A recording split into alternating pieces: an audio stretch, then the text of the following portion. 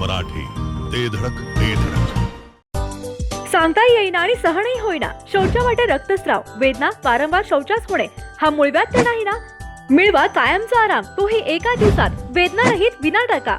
मूळव्याधीवर औषधोपचाराबरोबर laser व इंजेक्शनची खास सुविधा देणारे विट्यातील पहिलेच हॉस्पिटल डॉक्टर बंडगर यांचे मूळव्याध स्पेशालिटी हॉस्पिटल, अनुराज हॉस्पिटल शेजारी एसटी स्टँडच्या बाजूला, खानापूर रोड, विटा.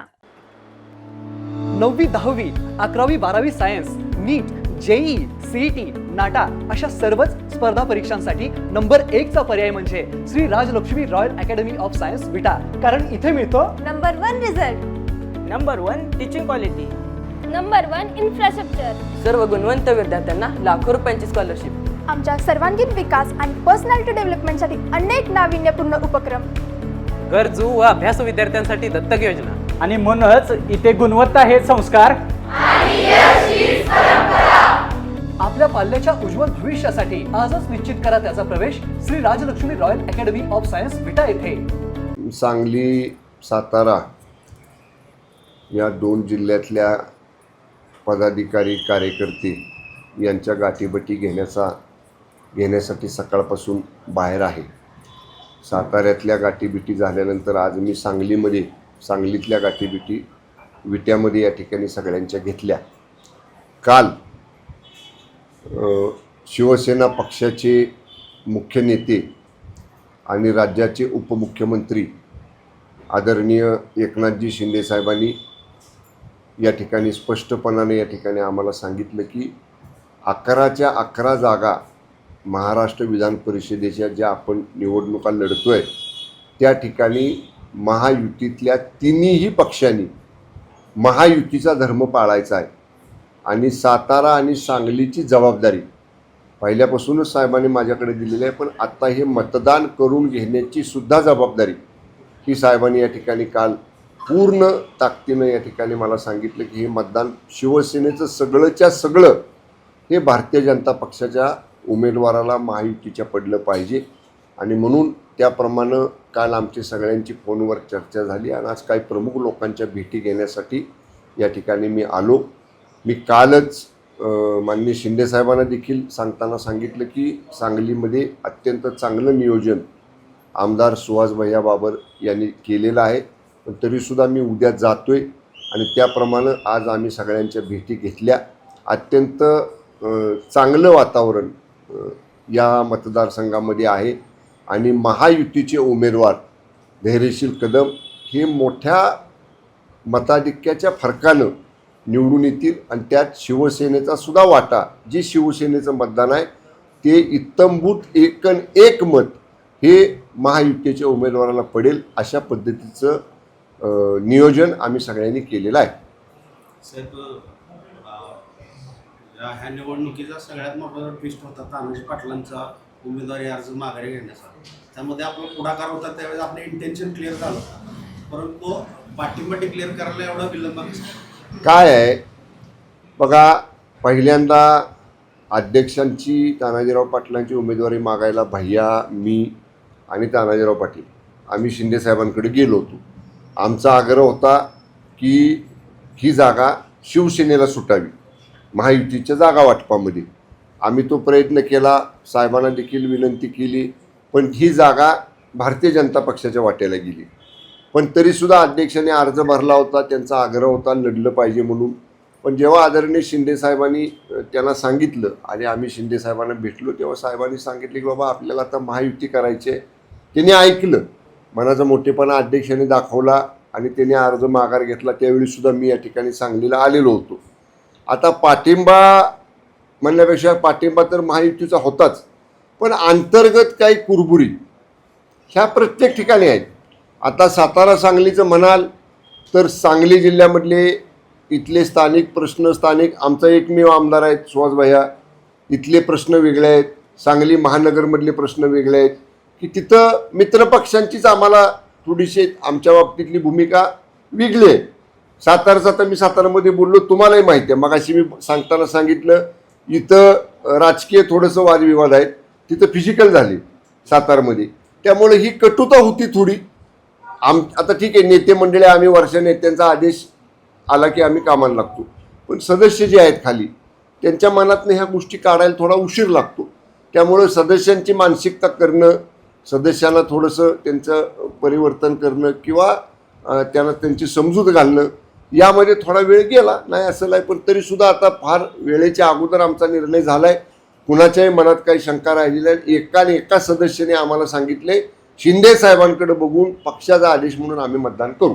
साताराचाच विषय निघाला की तर जिल्हा परिषद निवडणुकीत आपण आणि मकरंदाबा एकत्र होता, परंतु विधान परिषदेच्या निवडणुकीत मकरंदाबांनी आधी तुमच्या आधी डिसिजन डिक्लेअर केला आणि तुम्ही उशिरा. नाही एकत्रच झाला आमचा, कालच झाला. काल आमचा निर्णय दुपारी झाला. त्यावेळी मकरंदाबा प्रवासात होती, मुंबईवरनं निघाली होती. मुख्यमंत्र्यांची त्यांची स्वतः भेट झाली, माझी फक्त भेट झाली नाही. मला शिंदे साहेबांचा आदेश आला. आम्ही 3-4 वाजता साताऱ्यामध्ये डिक्लेअर केला. आव्हाने 7 वाजता केला. 7ला त्यांची बैठक होती, कारण आमची बैठक सकाळी होती. आमची बैठक 1 वाजता संपली पक्षाची. आमचे सदस्य स्नेहभोजन घेऊन रवाना झाले आपापल्या गावी आणि त्यांची बैठक संध्याकाळी 7 वाजता होती. एकाच दिवशी आमचा निर्णय झाला. साहेब, महायुतीकडे आता पुरेसे संख्याबळ आहे, तरी सुद्धा महायुतीच्या लोकांना असं का सांगावं लागतंय की सदस्यांनी दिलेलं मत हे आम्हाला समजतंय किंवा आम्हाला कळतंय कुठल्या सदस्याने तुम्हाला मत दिले, किंवा असं आम्ही आघाडीचे लोक सुद्धा म्हणतात की अशा पद्धतीने जर कोण सांगत असेल तर किंवा मत एजंटला दाखवण्याचा प्रयत्न झाला तर नाही बरं का, आम्ही असं कुणी सांगितलेलं नाही शिवसेनेकडनं, बिलकुल नाही. आमचा ठीक आहे, महायुतीमधला आम्ही एक पक्ष आहोत. आम्ही बिलकुल सांगितलेलं नाही. आमच्या शिवसैनिक मतदारांच्यावरती पूर्ण विश्वास आहे आणि मला खात्री आहे महायुतीतले घटक पक्ष असं सांगणार नाहीत. कारण ही लोकशाहीमधली जेव्हा गुप्त मतदान पद्धती आहे, आता अध्यक्ष निवड, जिल्हा परिषद सभापती निवड हातवर करून आहे, त्यामुळे तिथं ओपन मतदान आहे. इथं बॅलेट पेपरवर नंबर टाकायचा आहे आपल्या उमेदवाराच्या नावाच्या समोर. आम्हाला कळणार आहे वगैरे असं बिलकुल ही गोपनीयता आहे. गुप्त मतदानाचा नियमाचा तो भंग आहे असं आमच्यातलं कुणीही सांगणार नाही. आणि सांगितलं असेल तर ते गैर आहे. नाराजी जी होती, प्रकृताची होती, ती या निवडणुकीनंतर दूर होईल असं दिसेल. काय होईल? दूर झालेली दिसेल. या बाबतीत शिवसेनेच्या वतीनं आदरणीय एकनाथजी शिंदे साहेबांनी आम्हाला सांगितलेलं आहे की कुठल्याही परिस्थितीमध्ये जो शिवसेनेतल्या अंतर्गत हा विषय साताऱ्यामधला आहे तो विषय आम्ही एकत्र बसून त्यातनं मार्ग काढू. आणि सांगलीच्या बाबतीत माननीय भैयांना स्वतः माननीय मुख्यमंत्र्यांनी सांगितलेलं आहे की मुख्यमंत्री स्वतः लक्ष घालणार आहेत, कारण त्या बाजूनं जी काही प्रश्न आहेत ती सोडवायची जबाबदारी स्वतः माननीय मुख्यमंत्र्यांनी घेतलेली आहे. त्यामुळे त्या बाबतीत मुख्यमंत्र्यांनी ती जबाबदारी घेतलेली आहे सांगलीच्या बाबतीत. निवडणुकीनंतरच ही जबाबदारी खरं तर घेतली होती. मग विधान परिषदेची निवडणूक तोंडावर आली तरी अजून प्रश्न सुटलेले नाहीत असं काय? प्रत्येक हा तिढा का अजून चिघळत ठेवलेला? आता सुटेल ना, देर से आहे दुरुस्त आहे असं म्हणतो ना आपण.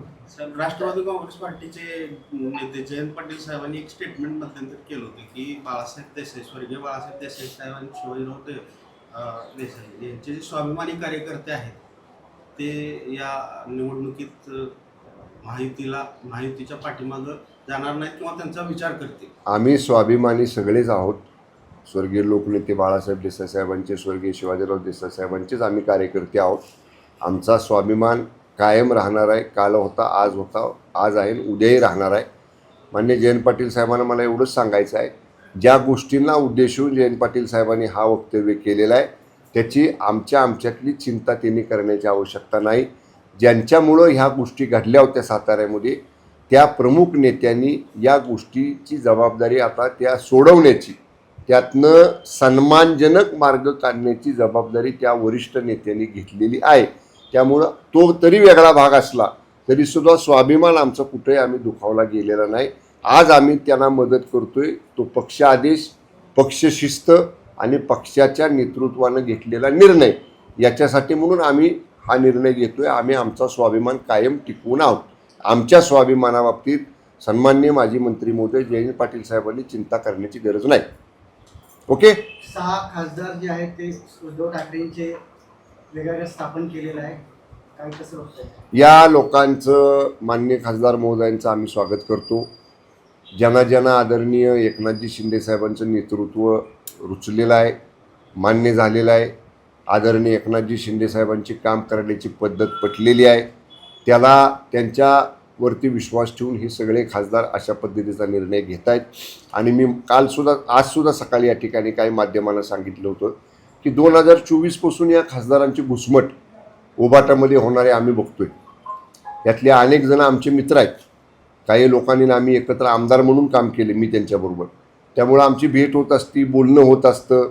त्यावेळी ते सांगायचे की दिल्लीत प्रश्न सुटत नाहीत, महाराष्ट्रातल्या प्रश्नासाठी पक्षाचं नेतृत्व आमच्या पाठीमागं उभं राहत नाही. आता एवढे खासदार आहेत, त्यांचे राज्याचे प्रश्न आहेत. उबाटाच्या पक्षप्रमुखांनी राज्यातल्या खासदारांना घेऊन राज्याच्या मुख्यमंत्र्यांकडं, राज्याच्या उपमुख्यमंत्र्यांकडं बैठका घेतल्या पाहिजेत, बैठका लावल्या पाहिजेत. आमच्या खासदारांचे प्रश्न आहेत, आमच्या आमदारांचे प्रश्न आहेत, ते सोडवायचा प्रयत्न केला पाहिजे. 2-2.5 वर्षात असं कुठंच झालेलं दिसलं नाही. एकटा बिचारा आमदार, एकटा बिचारा खासदार त्याचे प्रश्न घेतोय. मुख्यमंत्र्यांच्याकडे जात आहेत, उपमुख्यमंत्र्यांच्याकडे जात आहेत, मंत्र्यांकडे जात आहेत. पक्षाचा जो पाठबळ पाहिजे ते या लोकांना मिळालं नाही. आणि शेवटी वर्ष, 6 महिने, वर्ष, 1.5 वर्ष, 2 वर्ष मतदार वाट बघेलो, पण खासदाराच्याकडनं आपल्या कामच होत नाही, आमदाराच्याकडनं आपल्या कामच होत नाही. मग ते मतदार किती दिवस त्या आमदार खासदारांच्या मागण्या येणार? शेवटी त्यांना त्यांचं अस्तित्व दिसतंय ना पुढं, की लोकांना मतं मागायला परत जायचं आहे आपल्याला. त्यामुळे मतदारसंघाच्या कामासाठी ह्या खासदार महोदयांनी शेवटी त्यांचा अस्तित्वाचा प्रश्न आहे, मतदारसंघातले विकासाचे प्रश्न आहेत. पक्ष नेतृत्वाकडनं पाठबळ मिळालं पाहिजे, पक्ष नेतृत्वाकडनं त्यांच्या कामाला साथ मिळाली पाहिजे. या सगळ्यातनं निराश उबाटाचे खासदार झाल्यामुळे त्यांनी हा निर्णय घेतलाय. संजय राऊतांनी त्यावर तीव्र प्रतिक्रिया दिली. अगदी शोभा भाषा सुद्धा वापरलेली आहे, जी आता फुटून गेलेली आहे. 15 कोटीचा आरोप केला. आणि प्रियांका चतुर्वेदींनी त्याला ऑपरेशन टायगर ऐवजी ऑपरेशन पॅट्रियट म्हणले. मला काय म्हणायचंय, जेवढं संजय राऊत अशा शिवराळ भाषा वापरतात तेवढं सेनेला जास्त उबाटाला जास्त नुकसान होतं. आम्ही गुवाहाटीला होतो, बरोबर.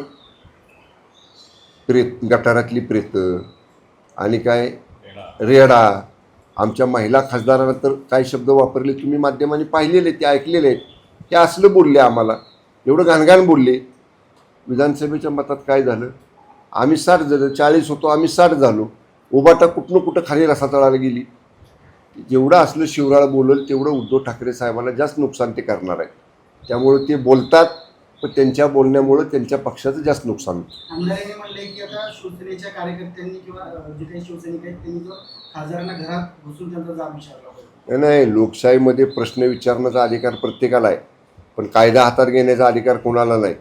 आम्ही राज्य सरकारचे प्रतिनिधी आहोत, शेवटी सरकार म्हणून आम्ही इथं आहोत. कुठल्याही लोकप्रतिनिधीला वेगळ्या कुणालाही एखाद्या कृतीचा प्रश्न विचारा, तुम्ही त्याला तो अधिकार तुम्हाला आहे. पण तुम्ही अशा पद्धतीनं दादागिरी करून, कायदा हातात घेऊन, कोणाला आडवं रस्त्यात जाऊन, कोणाच्या घरात घुसून जर असा काही प्रयत्न केला तर कायदा हातात कोणालाही घेऊ दिला जाणार नाही. कायदा कायद्याचं काम करेल. या सगळ्या लोकांना कायद्याचं पाठबळ, शासनाचं पाठबळ नक्की राहील. दिल्लीत जे ऑपरेशन टायगर झाले तसं राज्यात काय होण्याची शक्यता? काही आमदार दिल्लीतलं झाल्यावर कळालं. होण्यापूर्वी कानपूर होती, 2-3 महिने अजून कानपूर नाही ना लागली तुम्हाला, योग्य वेळी लागेल. साहेब असं आहे की स्पेस, चला उठूया आता, जास्त व्हायला लागली. एकच प्रश्न, स्पेस जिथं आहे तिथं पक्ष वाढवला तर ठीक आहे, पण जिथं ऑलरेडी तुमचे नेतृत्व आहे तिथंच आणि तुम्ही लोक घेताय खासदार कुठं. आता बऱ्याच ठिकाणी तसं होतंय ना, परभणीला तसं होतंय किंवा परभणीला विरोधात लढलेले आहेत तेच घेताय ना. नाही, परभणीला खासदार उबाटाचे आहेत. तुमचं तिथं नेतृत्व असताना ठीक आहे ना, ते आम्ही ठरवू ना. 2029ला त्यातल्या कुठल्या नेतृत्वाला संधी द्यायची, कुठल्याला दुसरीकडे द्यायची. आदरणीय शिंदे साहेबांचं असं नेतृत्व आहे की त्यांना बरोबर प्रत्येक ठिकाणची माहिती असते. कुठल्या मतदारसंघात विधानसभेला कोण आहे करायचं, लोकसभेला कोणाला करायचं. शिंदे साहेबांच्याकडं ते अगदी व्यवस्थित सगळं या ठिकाणी त्याचा फीडबॅक असतो, त्याची सगळी माहिती असती. आणि शेवटी ना बघा, आमच्यामध्ये आम्ही सगळ्यांनी एकदाच सांगितलेला आहे, शिंदे साहेब जो निर्णय घेतील पक्षामध्ये मुख्य नेते म्हणून तो आम्हाला सगळ्यांना मान्य असेल. त्यामुळं असं आमच्यात बिलकुल काही होणार नाही, त्याची चिंता बिलकुल तुम्ही करू नका. तिकडे पण शिल्लक राहणार आहे.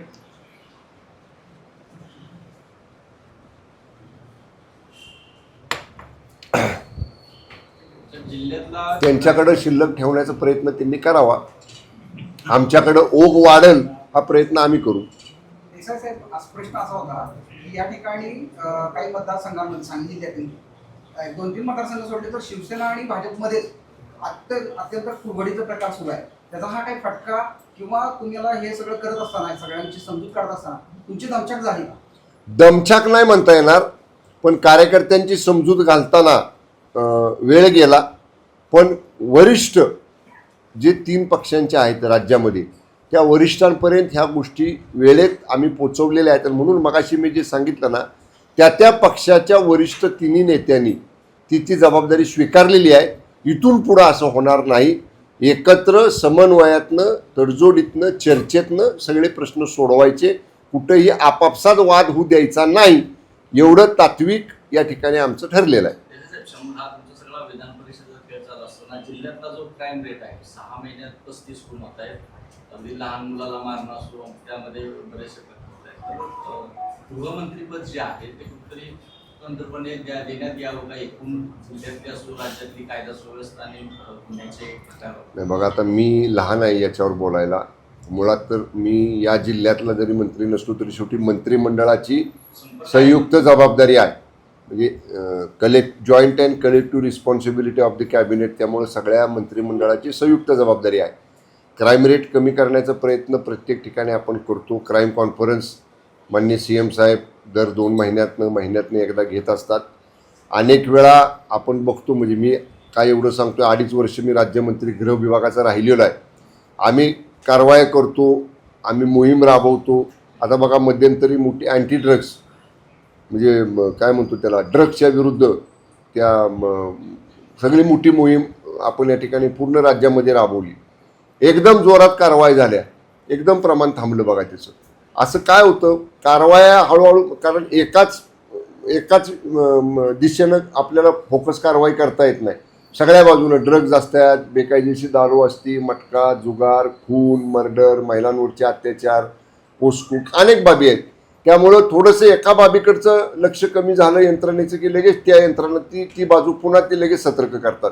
त्यामुळं ऑल ओव्हर सगळीकडचंच नेटवर्किंग त्या जिल्ह्यातलं, त्या आयुक्तालयातलं एक सक्षम केलं पाहिजे, कडक केलं पाहिजे. जो प्रशासन प्रमुख असेल त्या जिल्ह्याचा, त्या प्रशासन प्रमुखाने स्वतःचं बारीक लक्ष या क्राईम रेट कंट्रोल करण्यामध्ये ठेवलं पाहिजे. आणि निश्चितपणे आमचा तो प्रयत्न आहे की राज्याला नक्कीच मध्यंतरी माननीय मुख्यमंत्र्यांनी मागच्याच अधिवेशनामध्ये सभागृहामध्ये उत्तर देताना क्राईम रेट ओव्हरऑल स्टेटचा कसा कमी झाला आहे त्याची आकडेवारी विधानसभेमध्ये आज ती नाही आहे माझ्याकडं, पण माननीय मुख्यमंत्री महोदयांनी गृह खात्याच्या प्रश्नाला उत्तर देताना विस्तृतपणे सभागृहाच्या समोर त्या गोष्टी मांडलेल्या आहेत. आणि त्याचा सारांश की क्राईम रेट म्हणजे तुलनात्मक मागच्या वर्षीपेक्षा कमी झालेला आहे.